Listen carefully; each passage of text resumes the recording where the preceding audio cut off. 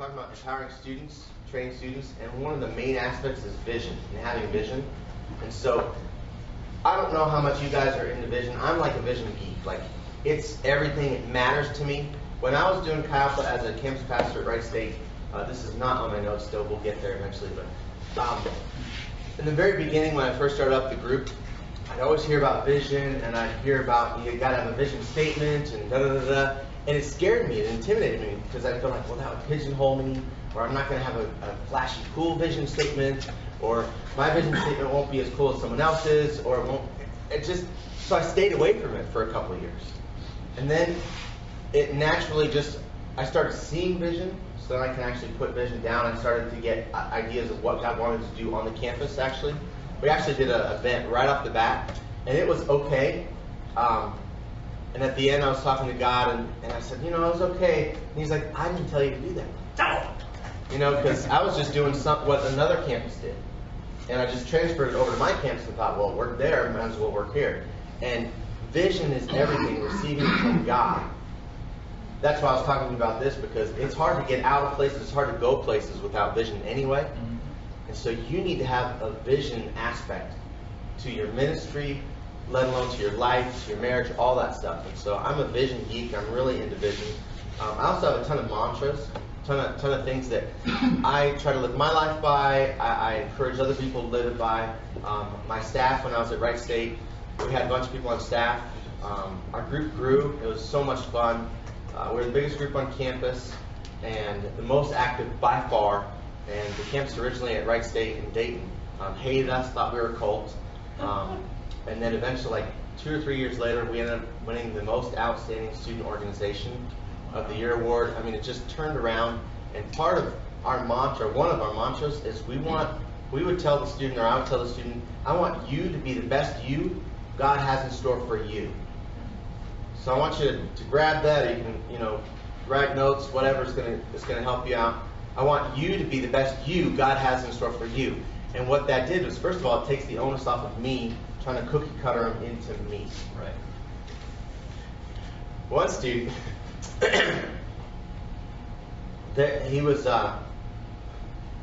he liked how my life was going, I guess I can say it that way. So then he would make me his model or whatever. And so he would do the things that I would do. And one time, it just blew up in his face. And I'm like, oh my goodness. Because, you can probably say certain things that other people cannot say. Where it's like, it just comes across different out of your mouth than someone else's mouth. And so he said something that I could have said in my personality and my demeanor that he said, and he almost got hit for it. I'm like, oh gosh. So that was a realization of, you're trying to think who it is. It's me, isn't it? No. Okay.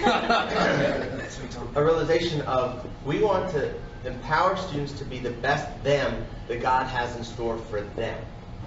And that's a plumb line. You guys know what a plumb line is, a plumb bob, plumb line. It's even in Amos. I worked as a construction worker actually before Chi Alpha, and we had one in our back pocket. It basically is just a string with a heavy object at the bottom. And what it does is, no matter what angle you're on, you don't know if this is level or not, but if you need to build things straight, I was in construction, you hang a plumb line and you know exactly what's vertical no matter what's going on. And so whether it's empowering students, whether it's vision of your ministry, anything, you want something straight up and down, so you know when things get confusing, when you're having a baby, when life's going crazy, where's my plumb line? What am I shooting for? Am I really walking on right now level ground, or is this something's off? Maybe it's because I'm really stressed over my mom's health, or different things. We all think that we're walking on level ground, and then we look at the plumb line, and we're like, oh wow, I'm a little off. What do I need to do? And so, it helps you stay focused on the real things, on the big things versus the minuscule things. I don't know if you, I did the construction world for a while, and a lot of times we would set our transit up over a point that was very important. Everything is down to the millimeters, because if you introduce an error in the beginning, it expands, it grows. And so what I'm encouraging as far as like vision is, introduce that into your life now, get it figured out, pray for the Lord to give you clear vision on what He wants you to do on that campus. That way you don't start off with a minuscule error, and then all of a sudden 2 years down the road you're like, whoa, I am not where I wanted to be or hope to be, and you have no one to blame but yourself. But if you had a little bit of time and you stretched yourself and you just sought the Lord and you heard from Him, here's what I want to do on your campus. Yeah, but they're doing it this way. Here's what I want to do on your campus. And I'm not talking going rogue and just going crazy off the bat. And I would encourage you, as God's giving you the vision, as God's giving you direction, check with your authorities, check with the people that speak in your life, accountability partners, up, sideways, however it goes, so that you don't just get this vision because your plumb line wasn't straight in the first place. Like, this is where I want to go. It's like, really? We minister to college students. We're not into adoption services. That's, I mean, maybe you can have a ministry out of that somehow, but here's what we're doing. You know, we're reconciling students to Christ, transforming the university, the marketplace, and the world. I'm huge on vision, one for you, and we're going to do, I'm not talking the whole time. We're going to talk, and y'all are going to talk together and all that stuff. So we're going to break up and blah, blah, blah. Break up in the sense that you're going to talk to him, you're going to talk to him, all that stuff. But part of the vision and being so huge on it is because if you don't have vision down inside of you, if you don't even have a way to communicate it in like 1 to 2 sentences, then your students who you're trying to raise up and train won't know where they're supposed to walk. They won't know where to go either. And so that's why I push on vision. I'm huge on helping people get, here's where I'm going, here's why I'm going there. And so even with this whole vision understanding, it needs to be boiled down into something very simple and clear so that when you're communicating it to your students, they can get it, internalize it, see how they play a role in it, and then communicate it to others and push out. Like ours at Wright State was helping students find, know, and show Jesus. Find Jesus, know Him, and show Him. And it was a circle. And we would communicate that all the time. And I'm sure if I asked any Wright State student that was a part of Kyle, but not frequented, not like just checked it out, but actually was an owner, they would know, find, know, show. Find Him, know Him, and show Him. And so we're talking about where it becomes difficult is marrying your vision for the campus with helping students be the best them that God has in store for them. You see, that could be in conflict, that could be difficult to do, and that's what we want to talk about a little bit today. It sounds like it might be a little trickier, even an oxymoron, right? Because I have a vision for this campus, but I want you to be the best you that God has in store for you. Well, I'm called to help sex slave trafficking get eradicated. Okay, how would that work with my vision and what the Lord, I really feel like the Lord gave me for this campus? Well, there's many things that we do in Catholic because we don't just focus on one slice of things. We grow leaders. And we don't want to just grow leaders. We want to grow leaders of leaders. That's the whole empowering aspect. And so the sex slave trafficking person can grow into a leader in Alpha and know how to handle stressful situations, how to think outside the box, all these different things can come so she can take all those and implement them or implement them into what she feels God is leading her to be the best her or him to be the best him. Does that make sense? Our vision has to be bigger than you. And I mean, I've heard that a bunch of times, but here's what I'm trying to say. It can't be all about you. It can't be all about your ministry. It can't be about how you appear to others. Early in my Chi Alpha career, that was a concern of mine.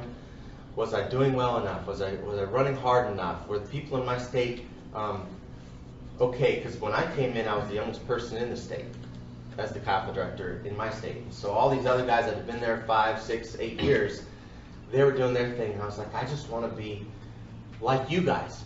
And so my ministry, my vision even, which I never brought down until a couple years later, was always like, it's about me. Our vision has got to be bigger than us, bigger than our ministry, and it also has to be bigger than catering to our students. I see this a lot, where there's campus pastor hasn't nailed down because they haven't heard this is what it is. And so then they just look at their people, whether it's 5 people or 10 people, and think, well, what do they like to do? Well, that can be our vision. Bad recipe. That's not how you want to start off. You want to see, well, what can I do for them? and then I'll just run with that. If we make it so that our whole goal is, how do I say this? You don't want your vision to be dictated by making them the best them that God has in store for them. That's where this whole marrying thing comes in.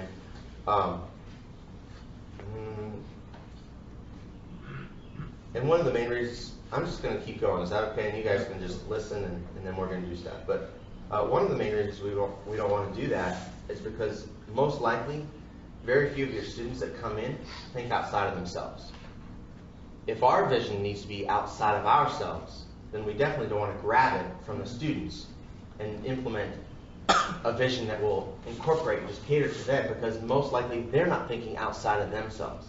I think one of the biggest breakthroughs that we ever see in students' lives is when they stop thinking about themselves and they start thinking outside of themselves. That's when our group changed and turned. That's when your group can change and turn, when your students stop worrying about, my boyfriend didn't call me last night, I wonder if we're broken up, and all these different things, versus, hey, you're alive, you know Jesus, we're winning. Jesus wins. Bible wins, I'm winning. I'm on the winning team. And so I'm walling over that I got a B instead of an A, and where this person over here has no clue what life means. And so that's a huge turning point when our students can see outside of themselves. And so you don't want to grab their vision. We want our students to live out of their minds. We want them to be crazy Jesus people. Out of their minds, out of their own personal self, and thinking outside. Your vision for your campus needs to lean forward. And I'm real pictury. Is anyone else who's pictury? Who stays? Okay.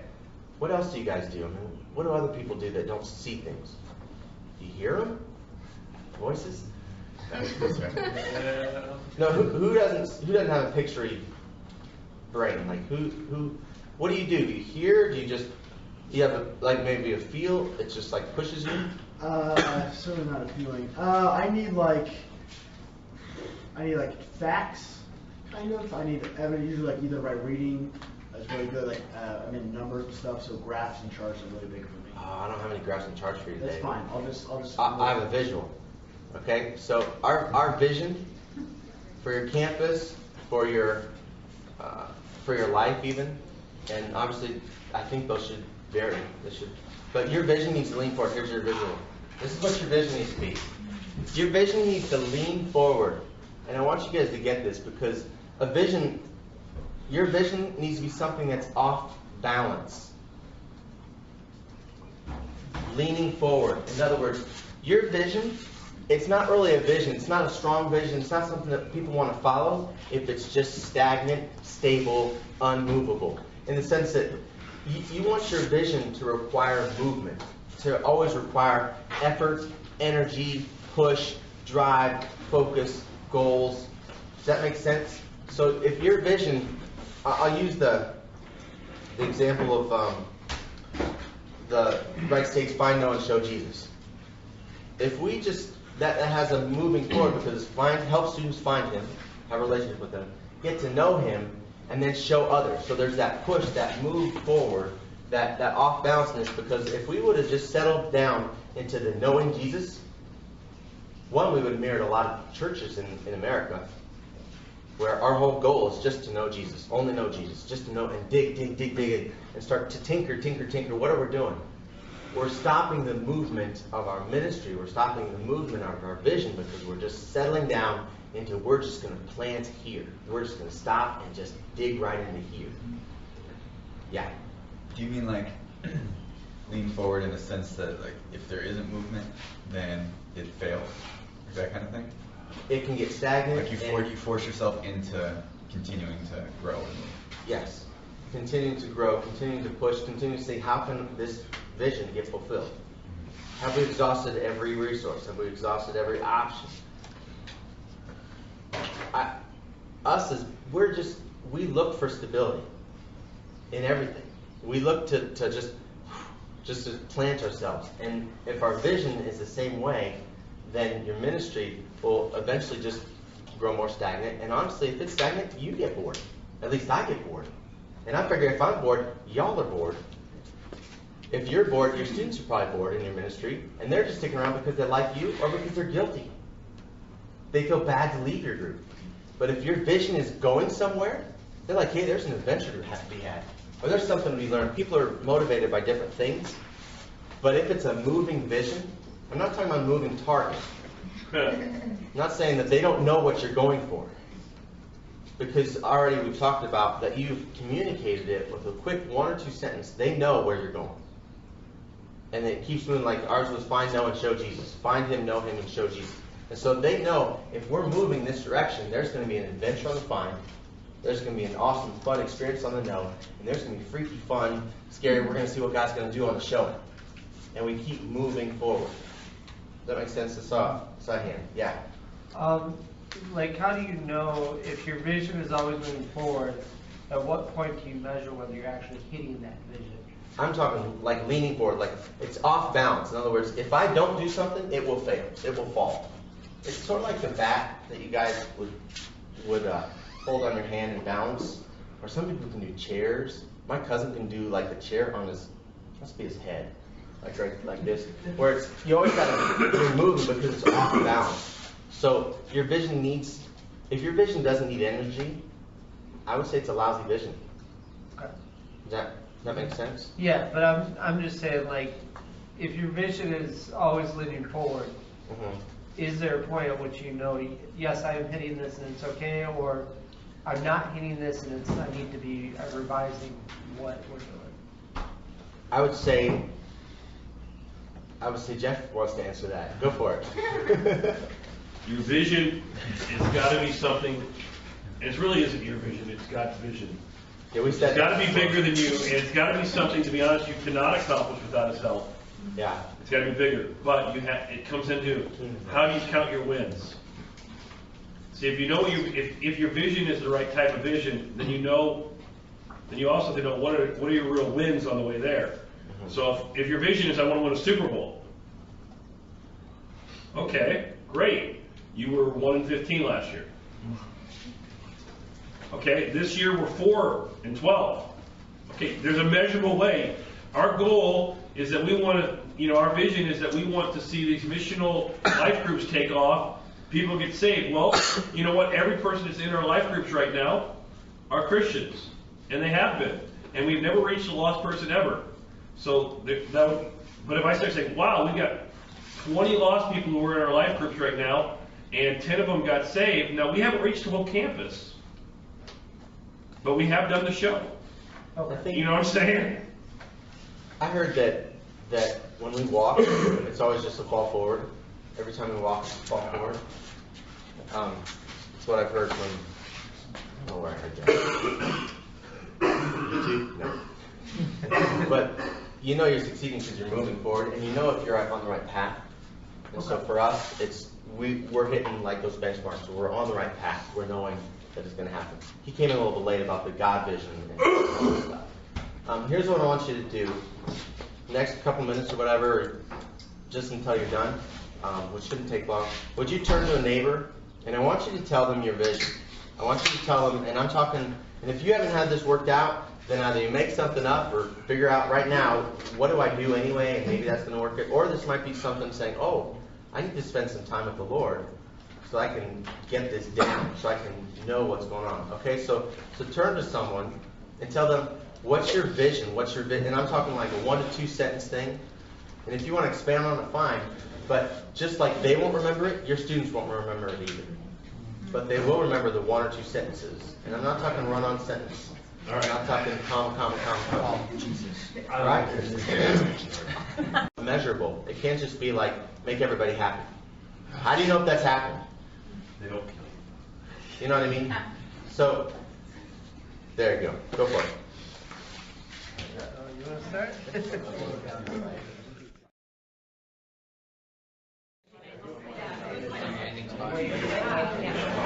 All right. Okay, good. So, Ken, let me hear what his vision statement is. He told you his, right? Yeah, I didn't know. Ken Lyon. Me? Yeah. His was about belong, Believe, there was 3 B's. Long belief. So, yeah. You can't, I asked Ken. I'm sorry. That's the whole point. Okay. Well, our conversation got longer, and so. Well, I know that's how it works. That was And I know the initial. that there's some embellishment, some helping, of course, but, okay, belong, believe, and be who?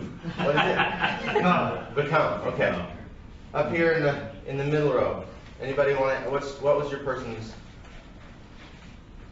He was starting his vision. Don't look at it, just. Oh, well, he didn't have a statement yet. Okay, but he's throwing it. Yes, Okay. 2 ideas was evangelism, discipleship. So we kind of go around Matthew 19, maybe forming something like know Jesus and make him known kind of thing. But Yeah. really simple. Okay. Anybody else, what's your third row? Who wants to tell? You got his, or Ray got his? Yeah, I've got it right on this journal idea. He doesn't have an exact way of having it laid out. But Okay. along the lines of connecting with African Americans and raising them up and getting them to a place of having a purpose and finding their mission. Okay. I would encourage you guys to have it boiled down, and then you can always expand on it. But boil it down so people can say, boom, this is what it's about. This is what the ministry is about. And that has got to be campus based. It's unique to that campus. God has you on that campus for a reason. Just how we're empowering students to be the best them that God has in store for them, He wants you, and I want you, and we're praying that you will be the best you that God has in store for you. And He has you on that campus. If you don't have a vision, or if it's still fuzzy, or even continue to check back on it, why is it you there? Why are you on that campus? Why couldn't it be the other guy? Why couldn't it be the guy or a girl that's funnier or smarter? Or why is it you on that campus? And that should dovetail really well with the vision and the vision statement. It doesn't make sense for me to have a vision statement, caring, compassionate, and another C word. That's not my personality. I don't care. But does that make sense? That would not be me. And if I were then to tell a mentor or an accountability person or a friend, hey Jeff, here's my vision statement for my campus. It's going to be compassionate care for the concealed. He'd be like, what? You don't care? I'm like, you're right. But for me, finding, knowing, and showing Jesus, that exudes out of me because it matters to me personally. Evangelism is a core to me. So that, coupled with the campus that He put me on, it was a fit. You need to find that fit.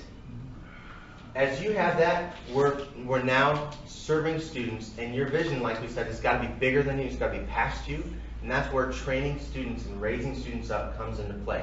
Because your vision, if it's just to your ceiling, it's going to be lame. It's going to be a boring vision.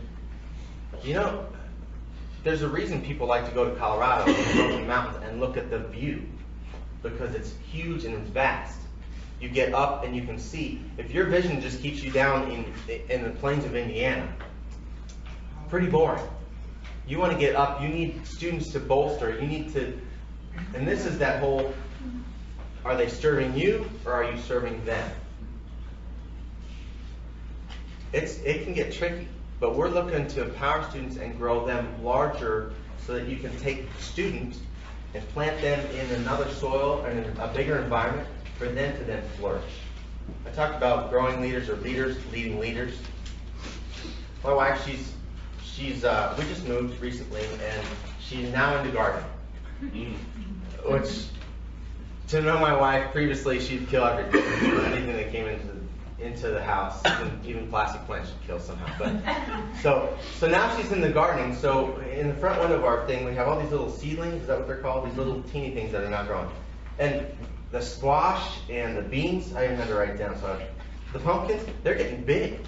But if we don't transplant those to the outside soon, they'll take up the pot and they'll kill themselves. Our understanding of empowering students, we need to be careful with them for a while and help them grow. But you don't keep them underneath you the whole time. You don't lord over them. You need to, at some point, plant them into a bigger soil, into a bigger environment, and you care for them for a while, and eventually you get to leave them. And then you get to come back and say, wow, you've really grown. And look at the people that you've affected. Yeah. that gets me goosebumps right now. That gets me excited because it's like, one, growth is happening and I didn't have to do it under my energy. As leaders, as your vision is big, you want to empower them to run with it, to have it happen without always sucking it out of your energy, out of your time, out of your resources. You want to be able to come back and see, wow, they're rocking it. They're doing amazing on their own power. My hope, and this is for my campuses, but also for us, you guys know what honeysuckle is? It's like from China, is what I heard, and it's basically like the Chinese weed. It grows anywhere, anytime, and it sort of looks pretty until you realize it's everywhere. We went actually on a service project to help our metro park eradicate something, just chop it down and cut it. But it's resilient. It grows fast. My prayer is that we would have honeysuckle Christians, that our students would be honeysucklers. I mean, that they would we could plant them in any soil, any place, anywhere, and they're going to grow, and they're going to grow quickly. And even if they're attacked, even if there's difficulty, they still grow. I mean, honeysuckle is amazing if you want it. Well, Christ wants our students to go all over this place, transforming the university, marketplace, and the world. My hope is that our students will be honeysuckle for Jesus. Our goals as Kappa, I don't know if it's on the main page or one of our little mantras, is empowering students. Empowering them to be leaders, to grow them up, who will build and grow other leaders. That's key, that's for your vision. It can't be just that you're investing in them to grow up and be next to you. You want them to then multiply. You need them to multiply if you're going to make any impact on the campus that you're at. And I would please encourage you, not just the campus that you're at, but God has you in a region, in an area. It's not because He wants you just to reach that one single campus. There's probably a commuter campus right next door. And if you're doing a good job at empowering students and growing leaders to be leaders, they can then tackle that. They can then say, well, I can at least go over there once a week. Go walk around and pray and meet with two students. I can go at least over there and go talk to people about Jesus, because my guess is no one's going over there on purpose talking about Jesus to students. And so it's larger and it expands. We're growing leaders to grow leaders. Leaders of leaders. I was talking to a friend of mine, Conan Stevens, who I was talking about Tough Mudder. He planted a church. He's one of those guys that, like, anything he touches, God just blesses. He's like, what, Joseph, right, in the Bible? Yes. Just amazing. But his heart is for the Lord, and so he planted a church in Columbus, of all places, and people are like, why do you need to plant in Columbus? We already have church there. Praise the Lord he has, because 6 years later, his church plant is now, by the end of this year, I guess, I don't know if it's like school year or whatever, but 9 churches have planted out of his church. Wow. He is just this year going to be giving up 150 leaders to go plant more churches. He's giving up $100,000 of income from those leaders to go plant other churches. He is about growing leaders who grow leaders. He says, I don't hire someone that's like a rock star. I don't hire a rock star worship leader. I hire people that they see their whole job is to build other leaders, to raise them up. He doesn't want rock star dead ends. We don't want rock star dead ends. We want the students always to be living out of their minds. Does that make sense? They're sending all those people out, and they're still running. This is 6 years, 950 people every week. Wow. Because he's being faithful to God's mission by empowering students and sending them out. And if he just stops and hoards them in, I think their growth stops. We have a built-in system of sending people out. What's it called? Graduation. It's God's blessing, and sometimes it feels like it's a curse. Unless it's the kid that will not leave your ministry, then it's a blessing. Like, hey, when do you graduate again? 4 more years. You sure? You ever thought of a community college, or you ever thought of take-home tests? Wow. Hey, I told you, I'm not this 3-seed, okay? Just like Conan, and we don't want our students to be rock star dead ends, It starts with us. We need to make sure that we're not the rock star dead end. In other words, does your ministry rise and fall whether you're there or not? If it falls apart because you're not there, or if you feel like, I can't go to this meeting, I can't go to this training session, I can't go to this Campus Ministers Fellowship, I can't go to this Indiana State, everybody comes together and learns. And if you feel like you can't leave, then your ministry already is in trouble. I'll just be blunt, it stinks. Because it cannot revolve around you, it can't be just centered on you, only you. You've created a dead end, and what you are, you'll duplicate. We don't want to model rock star. We don't want to model, I'm the best speaker. We don't want to model, even if you are. We don't want to model, I'm the best worship leader, even if you are. I'm the best this and that. You want your leadership to flow, your skills to flow. Releasing ownership, releasing control is a big deal.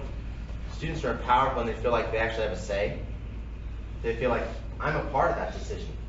And it's a beautiful thing, and you want this, because if they feel like they're a part of it, they'll take ownership when it fails. And then, when it's struggling, they'll be like, oh, Pastor, what do we do? And you're like, what do we do? And you keep pushing on them, and you keep growing them, and you keep pushing them. We need to be willing to risk, and we need to have the humility to serve students. We say serve a lot, and I alluded to this earlier, but I want you to check in your facts or check in your brain. How much are we serving them versus them serving us? That's a tricky thing. Are we really, that's a cool mantra, it's a cool thing to say, it's really Christian-y. Always serve students, and you're talking to a pastor raising support, always serve students, but think about it, how much are they just at your whim? Hey, I need you to pick up this, hey, I need you to do that, hey. Just ask you about that. In that same vein of serving students versus them serving you, we don't want the pendulum to swing all the way to the other side, where we just do anything that students want to do. We need to keep in mind that they're still learning, that we're still growing them, they're still acclimating to living outside of their minds. And that happens, again, as you guys are living outside of yours. One of the biggest things that I think we lucked into, / the Holy Spirit led us without our knowing, which it feels, we were talking about this at breakfast. Thank goodness the Lord blesses us in spite of us, and blesses through us in spite of us, and something like really awesome happened and we didn't even plan it. We're like, oh, that just lucked out. As you guys are modeling a flow of skills, a releasing of ownership, a releasing of control, your students will do likewise. If you step out and risk, your students will say, wow, my pastor did that, so I can do that. For example, we found out from a church that a guy was coming over from Thailand. He didn't have a place to stay. Well, at that time, we just had a brand new baby. We lived in our house for just a little bit, and we said, and we didn't have an extra room. We said, we'll take him. So he ended up moving into our house. He was not a Christian. We had several nights, barely could speak English. So in his best English, we talked, and he had experience in Thailand with the demonic, of course. And praise the Lord, he got into my house. I'm fully Pentecostal. I believe in the power of God. I also believe in the activity of demons. And I do not like the devil, and I want God to win. And so we would talk late at night. The guy's name is Peso Barakiti. He gave his life to Christ, got water baptized, filled with the Spirit, just got married, they're about to have a baby. He's helping with the church down in urban Dayton, inner city Dayton. Just because I risked. I just found out that other students of mine found out that there's some Chinese that didn't have a place to live. They said, you can live with us. They didn't have an extra room. And I was so pumped. I was like, that's living. That's living outside of your mind. Yeah. Because now they're doing it and they're duplicating it. We've had several people live in our house. Is it enjoyable? No. I like walking around in my house with my shirt off. But I couldn't when we had two separate times. We had two girls living in our house. And there were definitely days when I wake up and ticked, going, I want to walk around in my underwear in my own house. But I couldn't because we were living outside of our minds. As a result of that, one of the girls, they've had people now live with them and have their lives radically changed. Living outside your mind they will live outside of themselves. Okay, jumping back.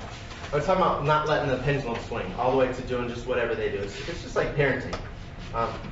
We don't want our kids to just do whatever they want to do. Who has kids that are older than 2? Let's say it that way. Okay. Because there's a huge change around 2, 3 years old.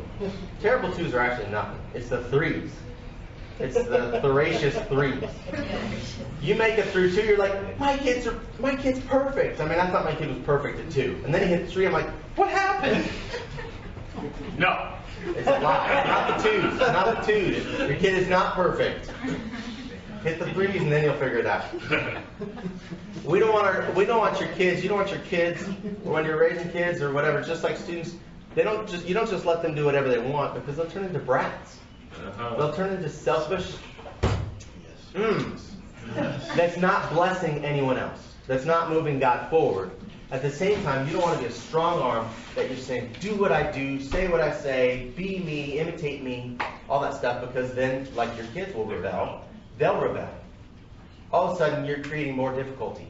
Both sides. It's that whole, am I controlling, or am I just like, do whatever you want? Hey, if we don't want to have a main meeting every week, we don't need to have a main meeting every week. Yeah, it is a pain to set up that sound system. Let's stop that.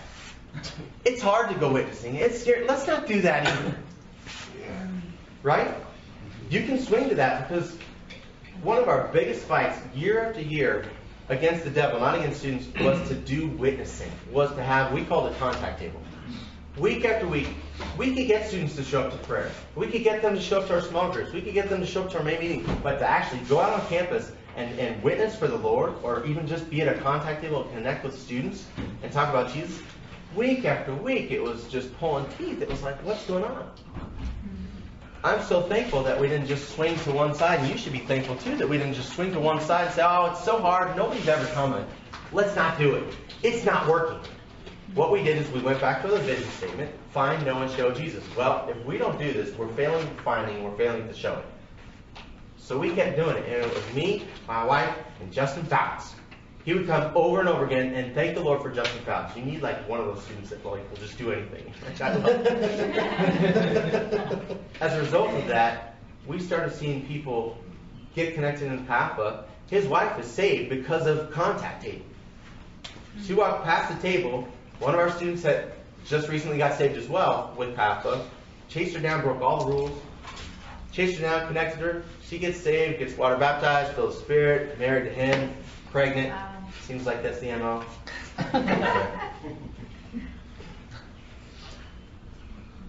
Okay, what was I talking about? Not swinging to either side. We don't want perpetually independent kids. We don't want selfish brats running around either. Same with students.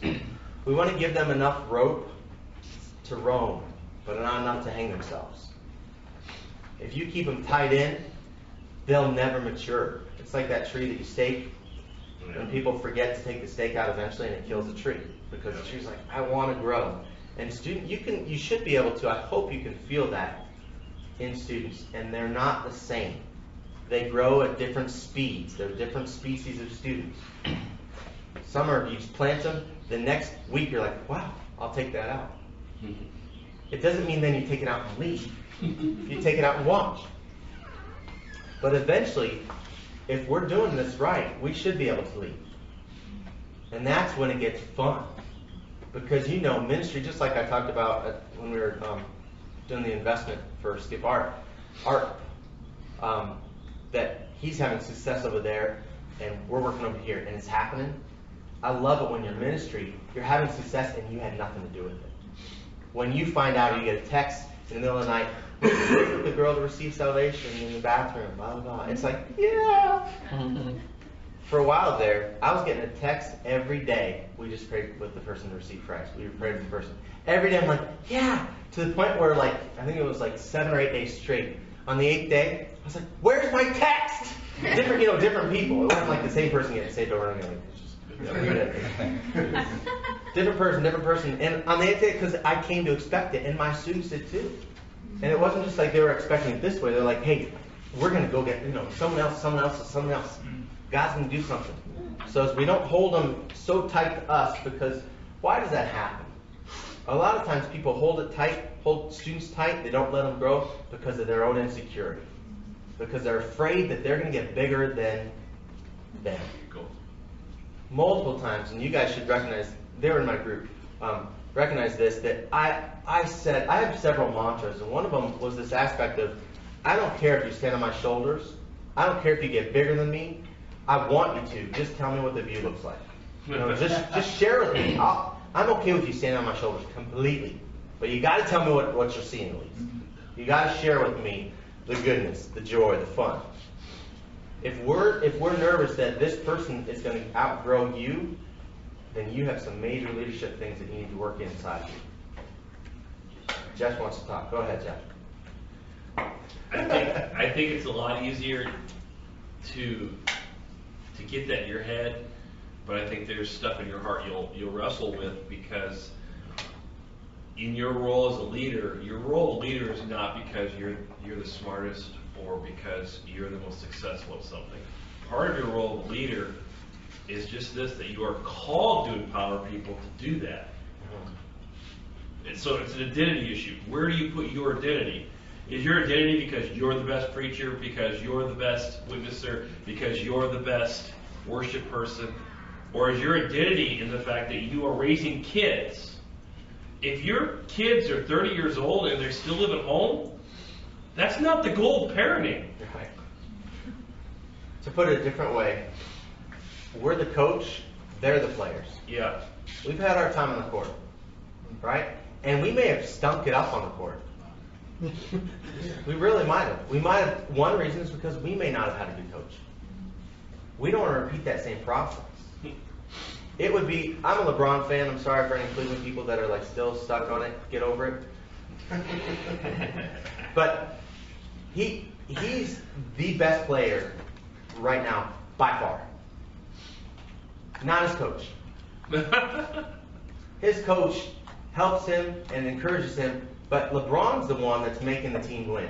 Or whatever sport you want to pick, or whatever. It's not the coach. It would be weird if the coach said, forget this, throws down the clipboard and gets on the court. It would be stupid. They're like, what are you doing? We're the coach, they're the players. Our time with our players is behind the scenes, at practice, or behind the scenes. Or you show them, okay, I want you to block up. This is how I want you to do it. Not like this because you'll get a foul. Or, you know, so we should know so that we can pass it on to the players. They're in the classes. You're not. Yes. They're sitting next to people, and you probably know that, you probably heard that, but we need to encourage our students and really get it into their brains. I can't play anymore. You get to. I'm jealous of you. I've thought multiple times, especially in the beginning of when I was starting Kappa, I'm going to take a class just so I can sit in there to raise my hand and say, because I finally have enough gumption, enough strength to stand up for Christ.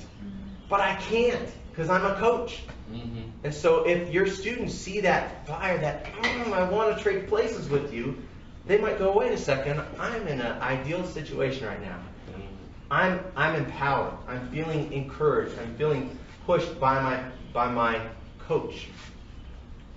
This requires this whole giving them rope without hanging themselves, encouraging them with power. It really requires a greater level of leadership in you. You need the Lord to give you discernment, student to student to student, of how do I grow this student? How do I grow that student? A greater dependence on Him, and like you said, a greater humility. There's a heart thing.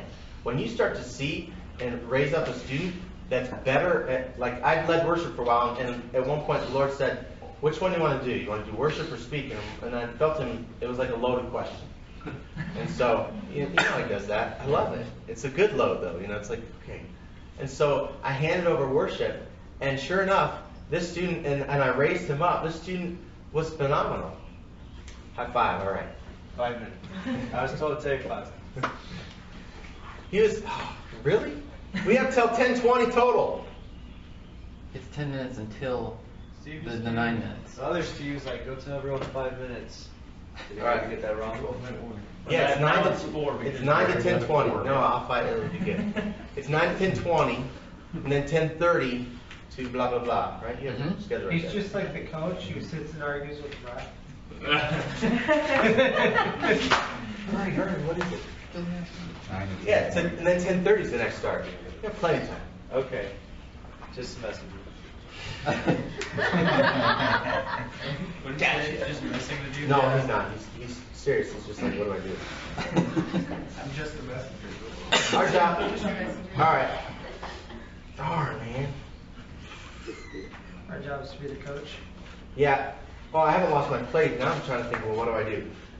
Keep going. We need God's direction on how do we deal with each student. I really felt conviction at one point because a guy came into our group that was very similar to another guy that I had dealt with or worked with. It was dealing with them at first and then working with them. And that's our ministry. You deal with them first and eventually they come along and then they're usable and then they're off. So I just pigeonholed him in my brain like this other kid. And God said, I made him different. We need to, it's like batteries. Do you know how many different types of batteries there are? And you're probably just thinking like the AA, single A, AAA, D, C. But then you got the watch batteries, and then the car batteries. And I mean, you got all sorts of batteries. And then you got different types of batteries, like the lithium ion and da da da da. And I looked it up. I know you're just fascinated by this. But I looked it up, and the list on Wiki Answers, the list of battery types, not like sizes, was like forever. I'm like, I've never heard of all of these. That same idea of our students are all different types of batteries, and we need the Lord's wisdom on how do I charge this one? How do I empower this one? Because if there's a watch battery guy, in other words, we need all these batteries. If we didn't have the battery that fits in our phones, we would know what time it was. But we've got to be wise on how do I pour into this one. And if I pour all sorts of crazy power energy into this watch battery, I'll blow it up. Or if there's a car battery, if there's a student that comes in that he's like a superstar. He can do things, and not just for himself, but he really is a highway. He's not a dead-end street. He's not even a single lane. He's a highway. But if you're just pouring into him on occasion with just some battery power, he'll never reach his potential. And who knows what else would happen. We need God's direction on, here's a student, how do I minister to that one? I would encourage you at some point soon to go through your list of students and say, what type of person is this? And am I giving the right attention, the right focus, the right strength to this person? The right empowerment to this person? Totally blinding yourself from the next person, even from the person's friend. How do I deal with him? Okay, I feel like that's what the Lord's given me. And you want the Lord to tell you because it's way more fun. It's way less pressure and stress because it's like, hey, you told me, and I'm, and I checked with this. And then you move on. Okay, what about this person? I would really encourage you, go through your people and say, how am I ministering to this person? And honestly, this whole pride thing, and you may feel like the student's a watch battery or a car opener battery. I'm using the metaphor. Hopefully you guys are still following with me. But they're all needed. I mean, the Bible, I know, talks about it in Romans, but they're all needed. And so we need to pour into that person that right amount. My example was, if you don't know what type of battery they are, if you don't know what type of person they are, and you try to plug them in somewhere, or you try to utilize them or let them grow, they may flop or they may blow something up. You need to know what type of person they are. Like, if I'm more boisterous, it wouldn't be the best thing for me to be put in charge of care ministry. I would blow it up. My wife is way more caring, and it would not be the best to put her in charge of witnessing. It would flop. Same way with you, same with your students, where you would know, here's how this student, and with the Lord's direction, and coaching and talking with them. Hey, where do you see yourself? I want to real fast finish that marrying thing. How we marry your vision for the group versus them being the best them that God has in store for them is by talking with them and saying, what do you feel like God's doing in your life? And they may need help processing this because they probably lived inside their mind the whole time. And they need to live outside their mind. They need to live outside into other people. So you may need to help process that. How does what you feel God's doing in your life, I don't even know. Well, let's talk through that. And how would that, why does God have you in this ministry? Because just like you're on that campus for a reason, He has that student in your ministry for a reason. And it's not to mess it up. It's to see things flower and grow larger. Would you say that it's a good idea to not have a vision that's so specific that it would exclude somebody anybody? Or would that be just too broad and then just be not hit anything? My prayer is that the Lord would give you or anybody a vision that's Him directed, so it wouldn't be so narrow that it would exclude. I mean, if God says to you, Chris, I want you to reach out to battered women on campus. That would exclude pretty much every guy. You know what I mean? And it'd be really weird for you to do that anyway. But that's where we need to check with our coaches or our fellow coaches, or say, here's what I'm feeling like the Lord's leading. And someone that actually will tell you the truth and say, really? You're a guy, right? And you've never been beaten. Yeah, what? He did the beating. Wow. Strike that from the record. Yeah, sorry. Okay, finishing up. Are you stretching or raising your hand? I was going to say something. Go ahead. Would you say that it is imperative on our part to kind of what's going off what he was talking about, like having an overall vision, but as we find out what each student, how they're charged, to help them come up with their own sub-vision within the entirety? I would agree, because Baskin Robbins, they sell ice cream. Mm-hmm. Boy, that's so singular. No, they sell lots of flavors. 31. You know what I mean? And so your vision is, we're selling ice cream. One's like, well, I like strawberry. How are you going to make that happen? Here's a good tester, though. God has put in your heart, or He will, especially as you invest in, okay, God, what do you want me to do for this campus? He's put it in your heart. This is what I want you to do for this campus. If your heart is being stolen away because of all these other mini visions, that's when you got to check yourself and say, okay, something's not right. I'm getting burned out. I'm getting sliced up too many ways because this student wants to reach the AIDS population. This student wants to reach this population. This student, and all these different populations. How does it dovetail? And that's where leadership, I've talked way earlier about your leadership level needs to grow. Not to harp on the whole LeBron thing, but the coach is actually a great coach for LeBron, because he allows LeBron to do his thing, but he's not just getting run over by him. He's strengthening him, and that's what I pray that you guys would have like jet airplane battery students, just massive, just generator batteries coming out of your group, and that you are a strong enough coach, and doesn't mean you have to be also the massive battery. You can be a smaller battery. I know I'm taking up your It's okay as long as you're not threatened by it. Let me keep moving on real fast, because I do want to talk practically and then super practically. All right?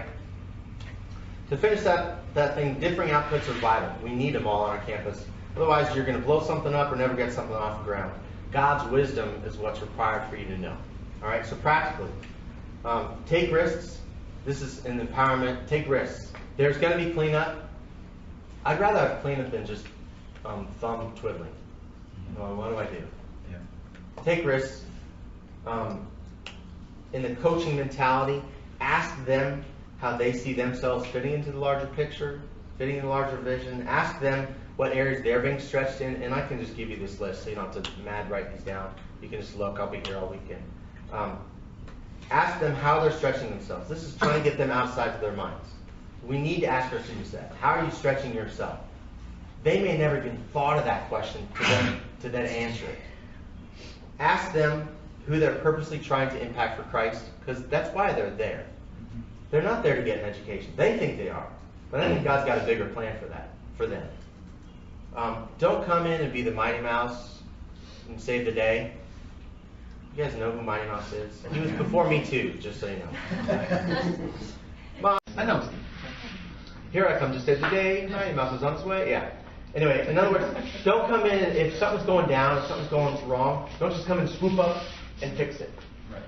Let them feel the pain, let them feel the angst, let them feel the, and then they come to you with something, and like, oh, what are you going to do about it? Versus, oh, I'll fix it. Right? Because our ministries, we're on a college campus.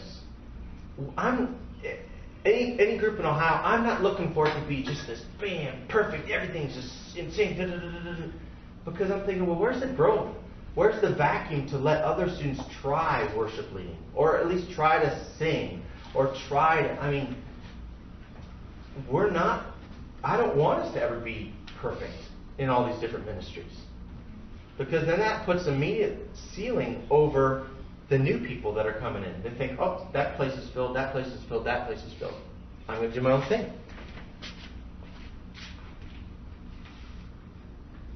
If something looks like it's going to get a C or worse, let it. Okay? Here, during, and post. Help them think through the possibilities and the problems and help them. So you want to coach them. During, you just cringe, you pray. Like, oh gosh, hurry up. Or celebrate. It might go awesome in the turn. You can give a talk at your main meeting, and you might think it was phenomenal, and they might connect with the B. A student gets a talk after they've been coached and it's like, you're like, oh gosh, that was horrible. How many times have students come up to you or come up to me and say, that was so amazing? I'm like, oh, good. I don't say that with my face. My face is like, awesome. My inside's like, really? It was all over the place. It didn't make sense. But it's because the student's risking and other students see that. And so during, you just pray. And you're just like, God, do something. And then post, you help them process how to go, what to do.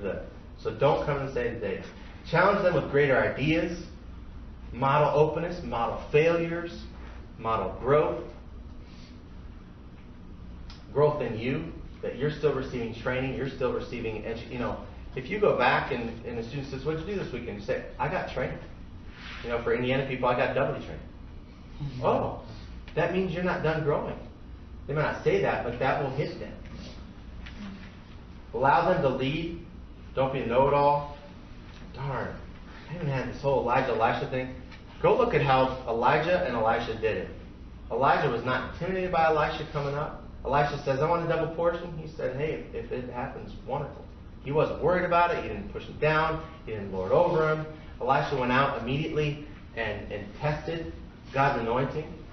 When they were walking across, it was more than just a mantle catch. You always hear, I caught the mantle.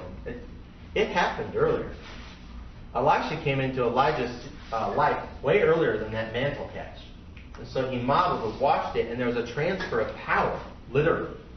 That's what needs to happen with our students. They get a transfer of power. Catch that mantle, and previously, Elijah, the J guy, folded his mantle and slapped some water, and it opened up and then walked across. He flies up, catches the mantle, Elisha catches the mantle. The very first thing he does is test. He slaps the same water and walks across it. Our students need to know, I'm empowering you, I'm showing you, I'm modeling you, but I'm not always going to have this. I'm going to pass it off, and I intend to pass it off. And so, boom, he tried what his leader tried, and then right after that, immediately after that, people are like, the water's bad. And he said, get me a jar of salt. He put salt in it, and then boom, the water's fine. And it wasn't a chemical fix. God did it. It was a miracle.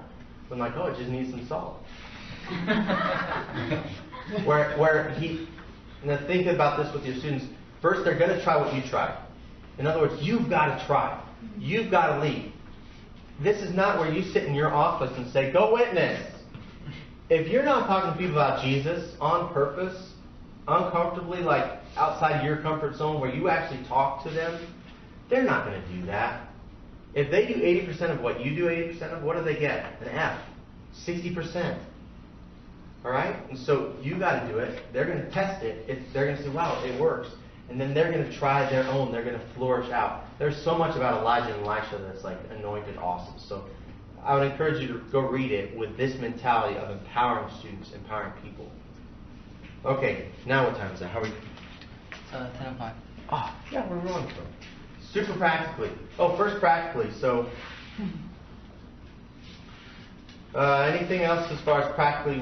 What are some ideas that you thought about? How can we empower students practically? I'll come back so you think about that. Okay. I'll do super practically, and then you can chime in. Super practically. This is more than practically. Keep tracking with that. Let students speak in a main session. You don't need to be the hired hand that's always the professional. Let them speak. How do you do that? You do you coach them. You have them give you the talk. You critique it. You help them. You say, okay, that's not even biblical. And you move it around. You help them. And then you have them give it to you again. And you say, hey, you're ready. Even if they're like, ooh, gosh, then they go for it. They give it. We would let students speak at our group, and I was nervous the first couple times. And the first couple times, ooh, it was rough.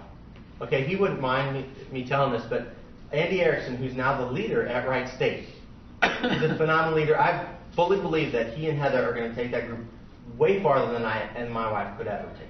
And I'm thrilled. They're standing on my shoulders, and I love it. It's awesome. First time he gets up there, I saw the potential in him. He was a firecracker battery. So first time, he gave me his talk, and it was like, what?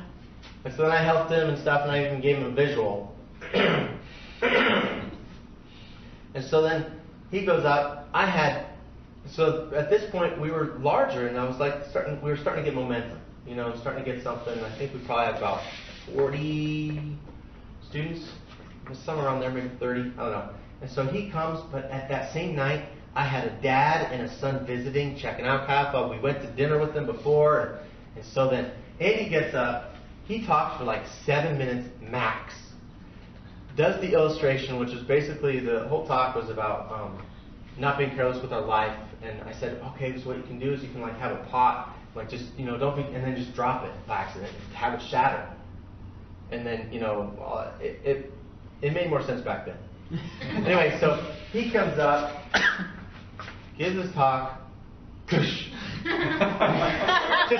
throws the pot down, no explanation, no nothing. No ending. Like that. I'm like, woo! Because there was no connection, there was no nothing. So I get up there, and like close his talk for him and embellish it a little bit because it was like 7:37. And worship had just ended at 7:30. And it was just so bizarre. But he spoke, and that opened up the door for a lot of other students. So I heard so many students come up to me and say, that was so good. I'm like, he barely said anything. In my head I had said that. In my, great, in my outside. So apparently I'm two-faced for sure. Don't just throw them to the sharks, obviously. Help them, coach them first, and then he and I got together afterward and talked about stuff, and I didn't blast him. I'm his coach. I want to help him. I'm not going to just keep my mouth shut and just do nothing. Right? That's not going to help him at all. Another super practically, don't let the person that's in charge of like worship, whether worship leader or if you don't have a leader but you have someone always in charge of worship, don't let them always be in charge of worship in the sense of keep challenging them to raise up their replacement. Hey, if you're tired, like you can stand up and I'll be good with that. I can see your eyes rolling once you stand up and get the blood flowing. Keep challenging your students to raise up their successor. Here's another one, and this was a new one that challenged my pride, but boy, it worked. We started We started letting or allowing our students to join in baptizing their friends when they got saved. They led them to Christ anyway. It's not an official pastoral position, but that was a big change. And I really come from a non-religious background anyway. But it was a big deal to have them in the pool with the pastor, me. But it was so huge, and it just dumped ownership on our whole group. And especially when the group, which is at that time about 100 and something, they were watching like one girl specifically getting in the pool over and over again because they're like, ooh, I need to get my butt in gear. I don't let anyone to Christ, and yet this girl's baptizing 3 out of the 7 people. And it was awesome. let your students do it. It's not an official title. It's not. I don't see in the Bible says only pastors baptize people.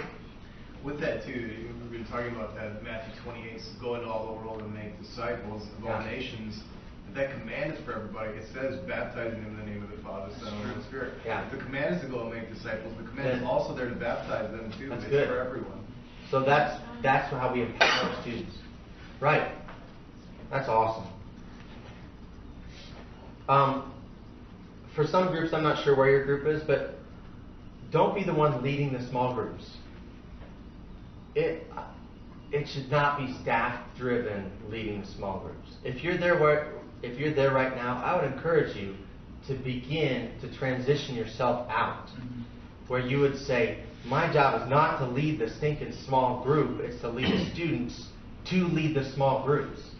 And so you move yourself out of that position, and you encourage them, and you put that vision out there, you put that goal out there. Hey, in 6 months, not 6 months, 6 weeks, I'm out of here. In 3 weeks, I'm not talking. And you would have already known this guy can handle it, this girl can handle it. It's not like I'm just going to throw you to the sharks again. But this guy's got the potential. He may not even see it. We've got to have discernment from the Lord. And then you slowly move yourself out of that position and go do what you can do so that they can do what they can do. My wife says that all the time to my kids. You do what you can do so I can do what I can do. What I only can do. In other words, you can't cook, but you can definitely get the dishes out. You can definitely put the dishes away. You can definitely... So we empower our students to do what they can do so that you can do what you have to do. Allow them to share testimonies. Allow them up in front. Allow them to eventually lead training events.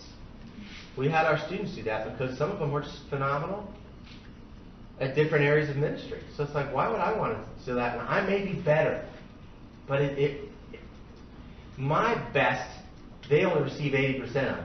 Their best, they're going to receive 100 of it, 110%. Allow them to come up with ideas and then work through, okay, how would that work out? What would that, help them flesh it out? And how does that align with our main vision? Because you don't get run over by your students, because some, not on purpose, but they'll run over you because they haven't learned the boundaries of their strength. They haven't learned how do I operate in this new body. Okay, anyway, that's way off. All right, so anything else as far as practically or super practically? How else can we empower students, get them owning it, marrying being the best them that God has in store for them with the vision that God has placed in your heart for that campus? Having them coordinate, the big group meetings, having them decide, okay, these are the elements we want. Yeah. These are the things, obviously there are certain things you need to have there, teaching, you need to have worship, you need to have, but how are we going to do that? What would that look like? Yeah. What does it look like in your mind? Good. Run with that.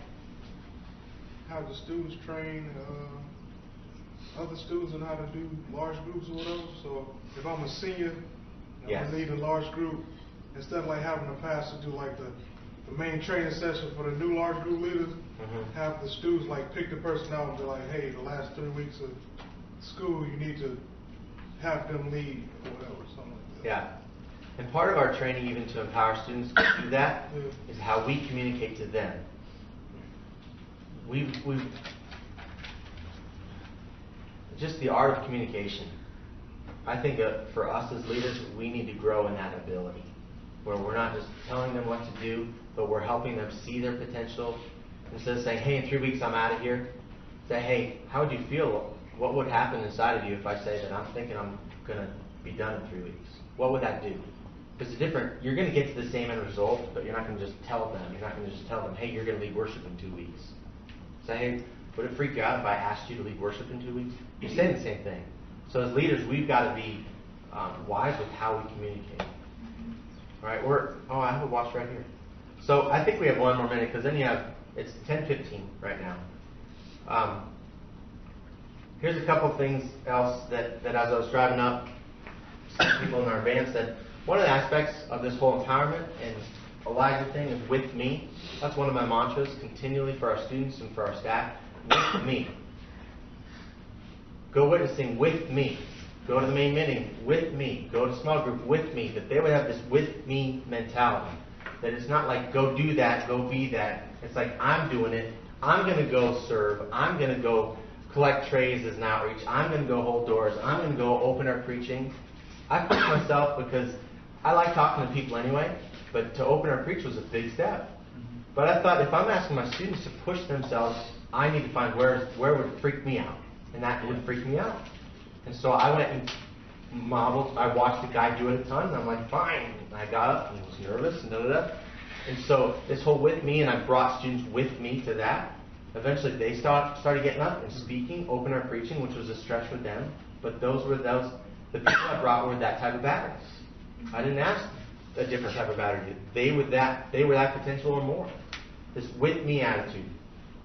I also would say, and I would encourage you, this whole empowering students to lead others. I would say to my students all the time, I'll know how good of a leader you are when you're gone. Does that make sense? If you leave and I have nothing, you weren't that good of a leader. And I wouldn't say it that direct, that whole wordsmithing thing, but that aspect of I'll know how good of a leader you are when you're gone by the leaders you leave behind.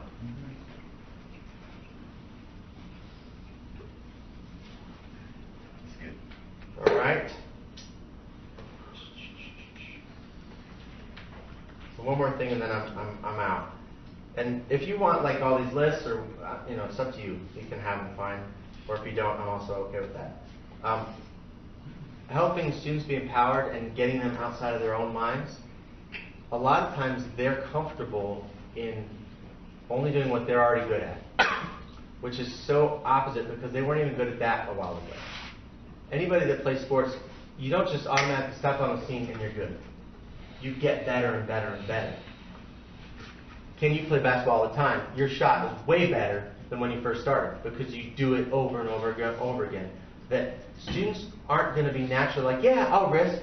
Yeah, I'd love to look like a failure. Yeah, I'd love to do something I'm bad at. So what are they going to do? They're going to make excuses. Help them walk through those excuses. Oh, I can't come to fall breakaway. Or, oh, I can't show up to small group. Oh, really? Why not? Oh, I'm busy. Oh, what are you doing? Oh, homework. Really? Which class? Walk through different excuses because that's their defense. They've been programmed that way. And it's worked so far for them. But if we're going to have them living outside of themselves, then you need to walk to the end of the excuse where they realize, gosh, actually I can go to small group. Because the homework I'm talking about is that shooting game homework that I just need to get really good at because I'm going to be playing someone else. Walk through the end of those excuses. It really works. I would really encourage you. Help them. And don't just assume, oh, they may have a valid excuse. And if you walk to the end and it's valid, you're like, thanks for sharing. And you haven't bullied them. You're not bullying them. But you're helping them think all the way through. Is that homework that you're saying really going to take 7 hours? And are you really going to do it all Saturday? No, of course not. Help them. We're the coaches. We're helping them, strengthen them, getting them better. Okay? Thanks for coming. Appreciate it. If you guys have any questions, whatever. So, all right. Anybody have any last comment? No, let me pray for you then. God, I thank you for everyone in here, and that you're going to grow them in their leadership abilities so that they can grow others to their leadership abilities. Lord, I thank you that we have been players at one point in time. God, I thank you that your grace was upon us and that you brought us to this point in our life in spite of us, because your grace is sufficient. You are so good to us. We thank you for that. God, would you help us to just be conduits of your power, conduits of your grace, conduits of your wisdom, and the students that we truly do serve. And give us that wisdom on how does that work, and how can we help them be the best them that you have in store for them. You know their potential. You know what you want to do with all of our students, individually, all of our students' lives. And we rejoice at that. We thank you that God is just us, one, but as many of them, that they're going to take this, transforming the university, the marketplace, and the world. We thank you for that. We pray, Lord God, that you would help us to empower them to transform it radically for your glory. Make them be honeysuckle Christians.